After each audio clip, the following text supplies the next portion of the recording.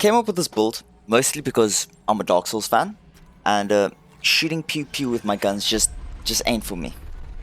All the gameplay and testing was done on Nightmare difficulty. For this build I'm using the Challenger archetype with the Medic as secondary. The abilities are Juggernaut and Wellspring respectively. The armor is the Letter Mark II since it gives the best armor value and just suits the aesthetic. For the amulet I'm using the Matriarch's Insignia, which increases all melee damage and allows for continuous attacking with the stamina restoration. For the rings, you can change them as you see fit for your playstyle, but I found the best combination for me to be the Bright Steel ring, so I can light roll while wearing all the heavy armor.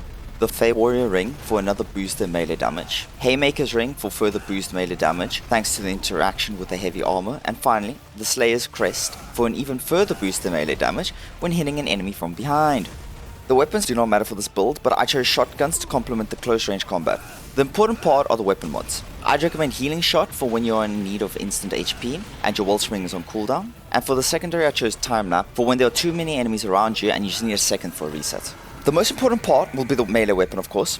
I strongly believe the World's Edge is the best pick because it hits hard and allows for ranged combat with its heavy attack in case you do not want to use anything besides your sword. By far the best mutator for the melee weapon is Reinvigorate, thanks to the stamina cost reduction. Of course, if you do not have the World's Edge, since this is by far not an easy weapon to get, you can use the Hero's Sword since its heavy attack is borderline the same thing. It's just, smaller and looks uglier. For the relic I chose Void Heart because it complements Juggernaut perfectly and allows for more damage during fights. The relic is paired with attack speed, melee damage and melee crit damage fragments.